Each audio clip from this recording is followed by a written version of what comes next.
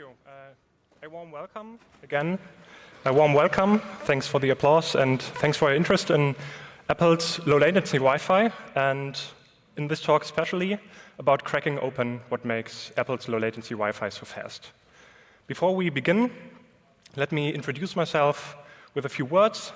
So I am a researcher at Open Kritis. We publish information about German cybersecurity regulations and cybersecurity regulations in the EU. And if terms like EU NIS2 or EU CER do mean anything to you, then visiting our website might be a worthwhile thing to do. And besides that, I am a student at the Hasso-Plattner Institute, and the contents of the following talk will be come from my master's thesis and my research at the chair of Jiska Claassen, Mobile and Wireless Security. So as you might know, Apple devices are highly interconnected devices.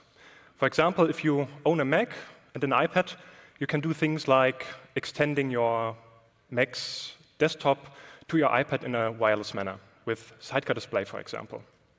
Or you can use your mouse and your keyboard to remote control your iPad from your Mac with universal control. You can also use your iPhone as a webcam on your Mac, or even a desk cam with continuity camera. And with iPhone mirroring, it's possible to remote control your iPhone from your Mac. And there are a bunch of different features that make up this ecosystem experience Apple built. And all these features are comprised and summarized under this umbrella term, continuity. Now, the features I just presented all share three things in common. They mostly transmit video data, they operate under real-time constraints, and they leverage this link layer protocol low-latency Wi-Fi. And in the past, there have been a few questions about low-latency Wi-Fi and its interface LLW0. For example, researchers have questions about how this interface is open from a system-level perspective, or whether third-party devices are low-latency Wi-Fi compatible. And in the end, as well, what makes low-latency Wi-Fi actually low latency? Now, these questions are quite difficult to answer because there are so many traces and logs we can examine in different files and using different utilities. So for example, we can investigate the system logs. We can also investigate kernel traces with ktrace and dtrace. We can examine cross-process communication with XPC, examine backtraces, and aside from the system level perspective, we can also take a look at the packet captures on any interface possible. And because of this vast amount of information and this wide variety of utilities we can use, there has been a missing solution in the past that correlates this log information from different log sources in a timely manner, and even from different devices. Because without this solution, it is very, very difficult to correlate events that occur, among different files, for example. So imagine you have several files on multiple devices. Then this solution, a log aggregator, would need to merge these files in order to facilitate research for network protocol details. And this is why the first part of this talk will be about building a log aggregator before diving into the details of low-latency Wi-Fi. So let's start by building a log aggregator. There are, of course, some strings attached, some challenges, and the first one is the availability of forensic sources, especially on iOS. There are different utilities we can use, primarily on macOS, for example, the console application for viewing the system logs on Apple platforms, Wireshark, for capturing network captures, packet logger for capturing Bluetooth captures, ccTool. This is a utility that collects information from a separate logging framework in Apple platforms that are related to IEEE 802.11 information. And dtrace and ktrace are utilities that can collect kernel traces. So as already mentioned, these utilities are available on macOS. But before my research, it was uncertain whether dtrace, ktrace, and ccTool are available on iOS. And as it turns out, there is an alternative for ktrace, which we will look at in a second. And by reverse engineering the underlying framework of ccTool, which is called Core Capture Control, I was able to re-implement ccTool for iOS. Concerning dtrace, we don't know yet whether that is feasible on iOS, so further research needs to be done here. Now, if you take a look at the Hack Different Discord and search for ktrace, you might end up in the general channel and find a post which talks about ktrace being available in some repository called System Commands. And you might find yourself looking this repository up on GitHub in the Apple Open Source Software Distributions organization. And you might find yourself confused because there's no trace at all of ktrace. However, as it turns out, there is a release of this repository back in 2022 that actually lists a tool called trace. And it turns out that trace is able to generate ktrace parsable output.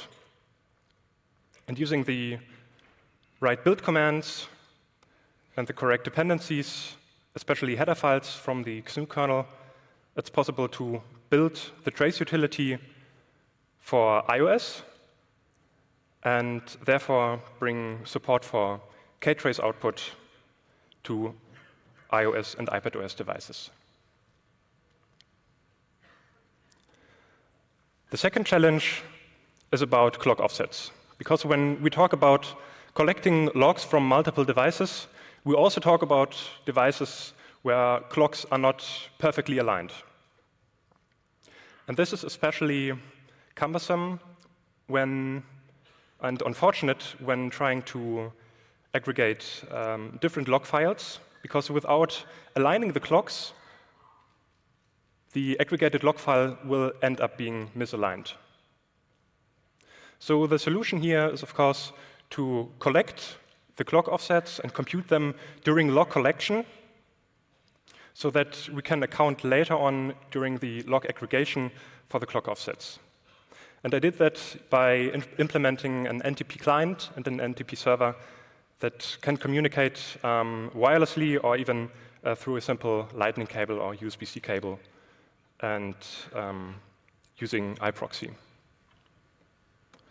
The collection on multiple devices of forensic sources is a second or third problem, because before we can aggregate logs, we need, of course, collect the logs.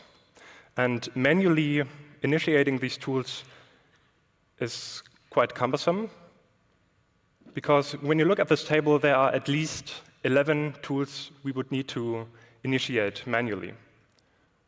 So the solution here is, of course, to automate this. And I did that by implementing a small toolkit consisting of several shell scripts.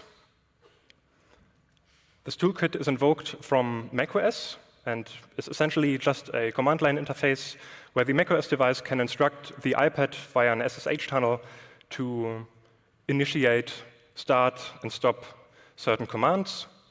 And basically, this toolkit is about process management and also about transferring files between both devices.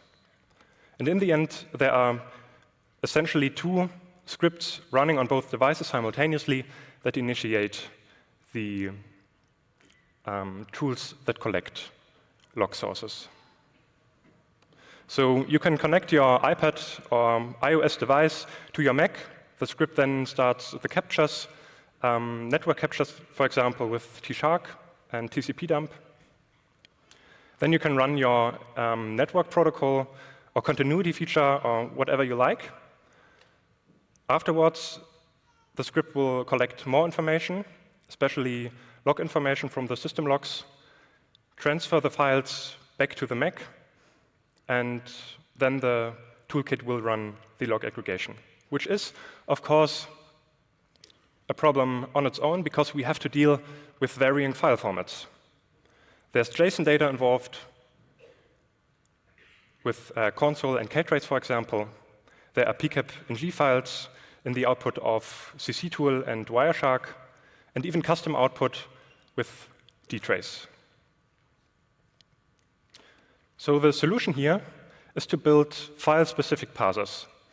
Parsers that parse the information in these files into custom business logic. And once we have this information in business logic, basically in objects, Python objects, for example, we need, of course, filter some irrelevant data out because there is a lot going on we are not interested in. And finally, the log aggregator will write data into either a PCAP and G file or a log archive file. As already hinted at, noise filtering is also a challenge. So as you might imagine, in an operating system, there is a lot of boring stuff going on, a lot of regular stuff, a lot of stuff we are not interested in. And the idea here is to record these traces and store them in a file so that it contains data that acts as reference for noise data. And then we can go ahead and record traces from the protocol we are interested in, for example, Sidecar display, which of course holds the fun traces, the traces we are interested in, the traces that are low-latency Wi-Fi related. And then using this noise reference data and comparing it to the traces of Sidecar display in this example, we can filter out the boring stuff, the stuff we are not interested in. And on a technical level, this happens based on hash values. The log aggregator also supports static filters so that you can define whitelist and blacklist filters and filter out log lines based on process names. So in this example, the aggregated log file won't contain any log lines from a process called Electron, for example.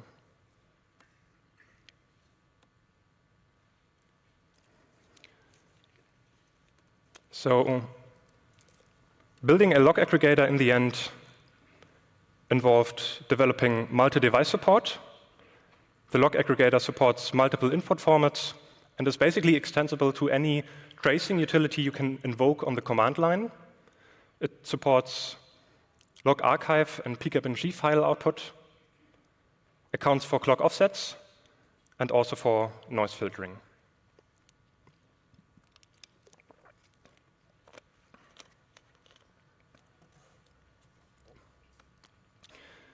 So let's move on to investigating the network stack on macOS and iOS. The network stack on macOS and iOS, and essentially on any Apple platform, consists of multiple system components. So starting in the user space, there are a variety of system daemons. In the case of Sidecar display, for example, the AB conference daemon and the Wi-Fi peer-to-peer daemon. And these system daemons call into a data structure called the DYLD shared cache. This data structure holds frameworks and libraries that system daemons need to function properly. And these frameworks, in the end, call into kernel space. And the kernel space is comprised of, well, the kernel binary, but also kernel extensions, which are other Macho binaries. And these kernel extensions are specialized for different tasks, like networking-related tasks, time management, communicating with co-processors, etc. And as it turns out, in the past, in the last few years, Apple moved some of this networking related kernel part and some networking related kernel extensions into user space, into a second DWLD shared cache, which is called the driver kit shared cache.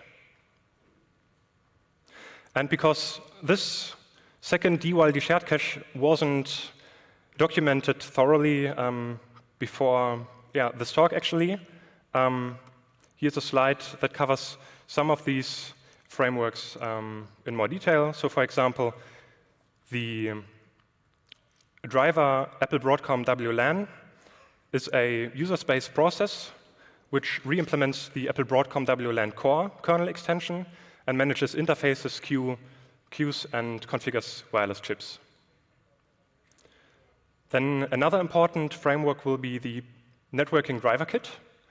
This is actually a public framework, and it is used for providing foundational functions to communicate with networking drivers. And there's also the IO 802.11 driver kit that handles IEEE 802.11 concepts and states, and it substitutes the former kernel extension IO 802.11 family. There are also other private frameworks in the driver kit shared cache, which are apparently empty. It's not clear why that is. Maybe Apple forgot about developing these frameworks. Maybe they postponed development. That's unsure so far. But basically, these are the system components we need to examine in order to get an idea of what is going on in the network stack on Apple platforms. We have user space processes. We have the DWLD shared cache that contains certain frameworks, system calls, kernel extensions, and a variety of driver kit components. So in order to investigate low-latency Wi-Fi, we can, from a system-level perspective, take a look at how macOS, for example, manages its interface low-latency Wi-Fi 0, LLW 0. And at first, this interface needs to be activated, of course. In user space, this is done by the AV conference daemon that calls into the networking framework, which then calls a system call called channel open. And the flow of execution goes through the kernel into the kernel extension IO Skywalk family, which is a kernel extension responsible for networking-related tasks. And as you can see, this kernel extension calls a function called setInterfaceEnable. And the IO Skywalk family calls into this driver kit component, Apple driver kit Apple Broadcom WLAN. And in the end, enabling this interface is basically attaching a Berkeley packet filter. So providing a memory region for the AV conference daemon to transmit data via the LLW0 interface and receive data from it. Low latency Wi-Fi is also configured by a second user space daemon, which is called the Wi-Fi peer-to-peer daemon. And presumably this daemon calls into the Wi-Fi peer-to-peer framework, presumably then calls into the kernel and into the IO Skywalk family, which in turn presumably calls into the driver kit domain. I'm saying presumably because Grand Central Dispatch is involved here, and Grand Central Dispatch is responsible for asynchronous function calling. So tracing the system and function call is not very easy. However, most interestingly here is that the IO 802.11 driver kit calls a function which is called configure HPP low latency Wi-Fi parameters. And this function is used by basically any Sidecar, any low latency Wi-Fi related continuity feature we investigated. So this function is used by Sidecar display, universal control, iPhone mirroring, AirPlay to Mac, which is used when you mirror your iPad screen, for example, to your Mac, and Apple Watch mirroring, which is basically iPhone mirroring, but for the Apple Watch on iOS. And this function calls another function, default VO low latency Wi-Fi parameters, that obviously, based on the name, provides static parameters for low latency Wi-Fi. And these static parameters are passed to this function called set low latency Wi-Fi parameters. And before turning to these parameters, let's first investigate how the data transmission is done using LLW0. So the AV conference daemon calls again into the network framework, which calls into the kernel space by using a system call called channel sync. And the flow of execution goes again into the IO Skywalk family. And as it turns out, the IO Skywalk family uses data structures that hint at submission queues. Submission queues and completion queues are used in NVMe for communication with coprocessors. So we can assume that the IO Skywalk family is responsible for communicating the kernel packets that are to be sent over the network with a wireless chip. And in the end, the IO Skywalk family informs probably the wireless chip that data is available to be sent.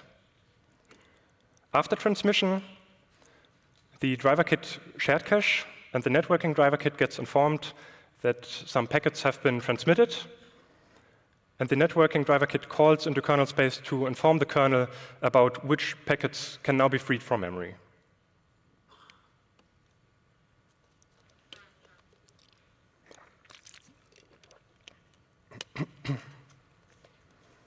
So in the end, the system components involved in data transmission with low latency Wi-Fi reside both in user space and in kernel space. In user space, the system daemons, AV conference daemon, and Wi-Fi peer-to-peer daemon are involved. We figured out that some parts of the kernel space of the networking stack moved into user space, into a second DYLB shared cache, which is called the driver kit shared cache.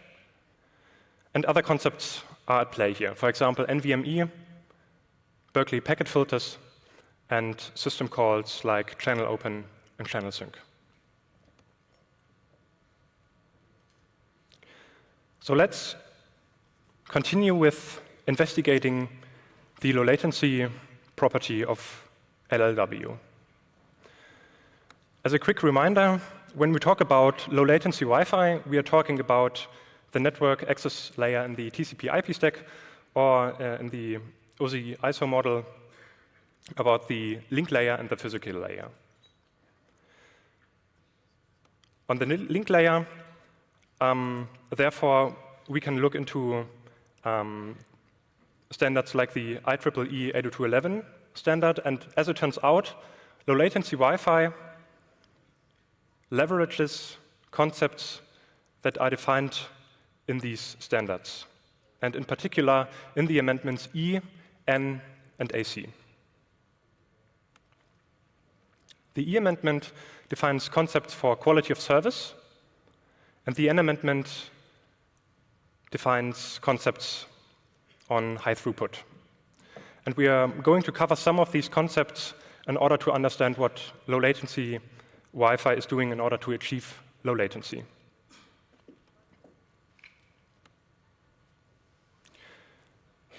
In the E amendment, there is something called the enhanced distributed channel access. The EDCA categorizes network traffic into 4 different access categories. And from background to voice, they all feature different priorities for medium access and channel access. And low latency Wi-Fi uses and classifies its traffic in the access category voice, also for video traffic. So if you use Sidecar display, for example, or iPhone mirroring, you are probably transmitting, or your device is probably transmitting data in the access category voice.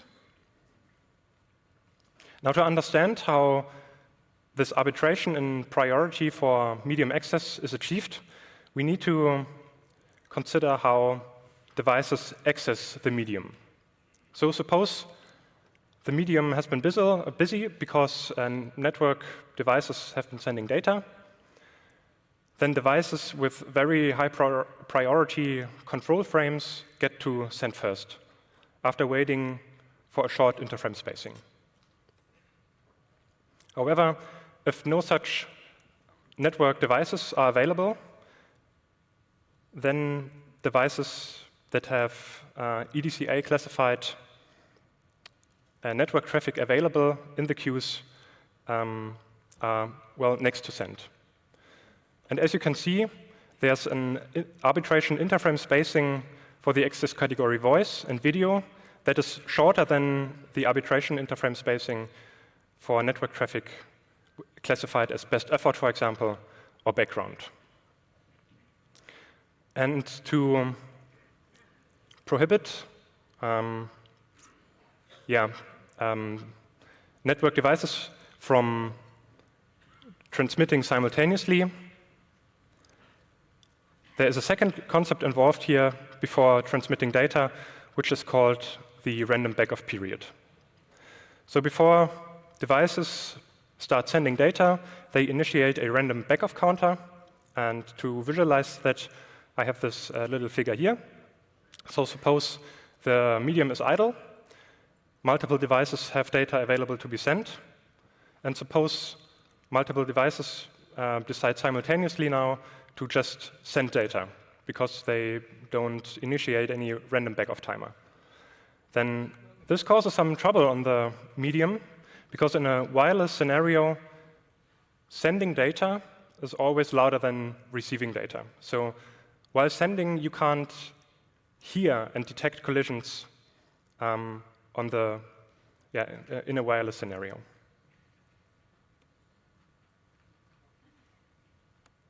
So this is why there is the concept of random backoff counters, where devices choose a random integer between the interval from 0 to a variable called CW_min. And this variable is different for each access category. So suppose there are two devices picking a random backoff count, and the smartphone down here picks the integer 1, then this device gets to send first, and therefore wins access to the medium. And transmission can happen without any collisions. And after the random backoff period during transmission, there are different transmission opportunity values for each access category. And video traffic, for example, gets to send for the longest duration, while audio traffic and best effort and background traffic have shorter transmission opportunities. Now recall this function called default VO low latency Wi-Fi parameters. This function provides different configuration values for low latency Wi-Fi, and as it turns out, the IEEE 802.11 specification is coherent with the parameters defined by the default VO low latency Wi-Fi parameters function. And actually, this function and the parameters defined in it precisely match the ones defined in 802.11 until 2012. There's also a second function called default low latency Wi-Fi parameters. And as it turns out, this function completely skips the initial contention window and a random backoff period, so that devices can send right after the arbitration interframe spacing elapses. And this function also defines a transmission opportunity that exceeds the value defined in 802.11 by far. So with default LLW parameters, devices can send up to 8 milliseconds. As a disclaimer, we did not observe this function being used in a real-world scenario, but it's still defined in the source code, so this function might be used somewhere. The N amendment introduces another concept called aggregated MPDU, and this concept allows multiple MAC layer protocol data units to be aggregated in a single physical layer data frame. And there's another concept called AMSDU, where multiple payload data can be put into a single MAC layer frame, so that, on the MAC layer there are less MAC headers, less physical headers, and less interframe spacings. And this in turn also saves acknowledgement frames, for example. And in turn, the gains here are, of course, for lower latency. When looking at the device tree in macOS, we can see that low-latency Wi-Fi has some special configuration parameters for LLW0. And as it turns out, there is the channel bandwidth property, which translates into 80 megahertz channel bandwidth. So this bandwidth is defined in the AC amendment of IEEE 802.11, which defines specifications for radios with very high throughput. And in this particular example, the channel was configured to the channel 52, operating on a frequency of 5260 megahertz. There are also hardware capabilities involved on the MAC layer. So if you look up the IO 802.11 driver kit and look up for the term SDB or RSDB, then you will find references to some functions called real simultaneous dual band. RSDB enables devices to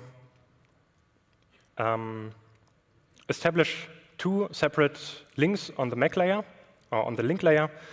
So devices can establish a link to an access point, for example, while establishing also a second link for a peer-to-peer communication.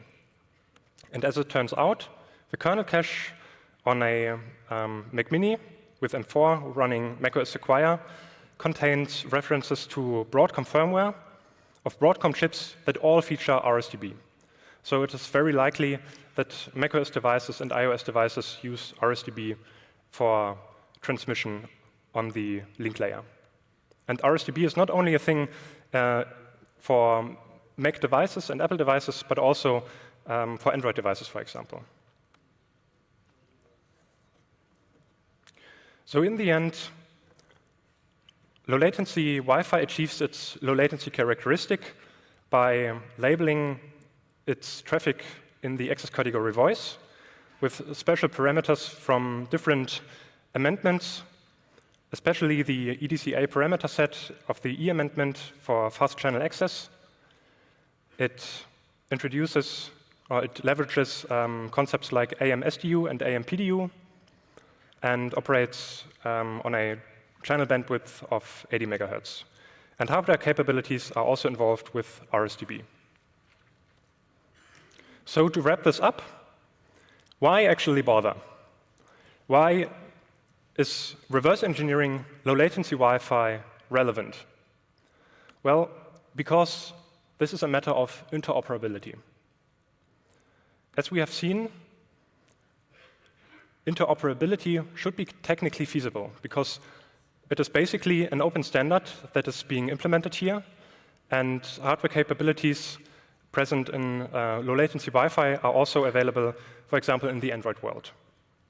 So Apple is basically implementing an open standard here, but seemingly reserves it for proprietary features because there doesn't seem to be any documentation on using low-latency Wi-Fi and interacting with it from a user space perspective.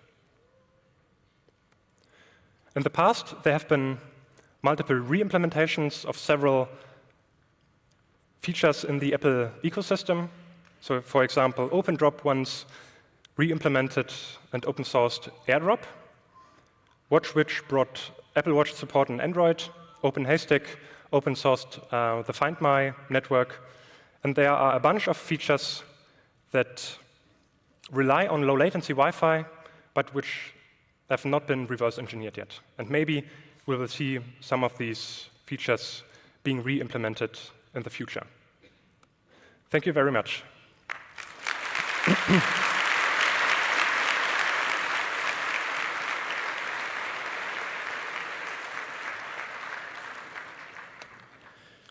Thank you very much, Henry, for this insightful talk. We have a few minutes left for questions. Please find your way to the microphones if you have questions. Number one, please. Hi. Thank you for the great presentation. Yeah. In one of your slides, you showed that the NVMe is also involved when we send data via this network. I just want to understand also that you showed that there is a priority that whether voice data would be sent first or video data would be sent first. So there might be some in-memory buffer, or the data might be saved in the NVMe for a part. Yes. But the issue is that if you write for every display that I want to share with my phone or from an Apple TV to my desktop, if I keep writing to the NVMe, it has a write cycle, so it will wear out. So do you think that for every thing that they share, there is an NVMe write or read that happens? Or they save these packets in some memory buffers before they get, let's say, the video short questions, please. Yes. And could the audience please keep the noise level down for the answer? Thank you. Yes, that is probably happening. I haven't looked into NVMe too much and haven't considered this specific scenario yet. So, yeah, I guess further research needs to be done here. Yeah, thank you. One question from the Signal Angel, please. Is this on? OK. The internet would like to know whether it's possible to sniff the decryption from end to end. Whether it's encrypted from end to end, yes, it is. Sidecar Displays, for example, uses SRTP on the application layer. Yeah. Number three, please. Hi.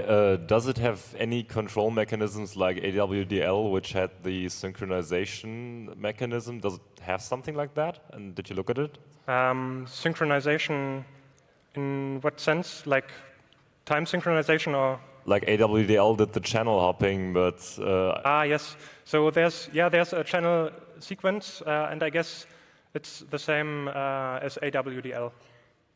Thanks. Yeah. Sadly, we're in a tight schedule, so we won't be able to take more questions now. Is there a place where people can find you after this talk to ask you a few more questions? Well, probably at the Platyponies. Where? Platyponies in Hall H. So you can look at that on C3 nav. But I will also stay in this room just after this talk, so you can talk to me. Sadly, we have the yearly review right after, so it's going to get really busy. Can I please have another very warm round of applause for Henry?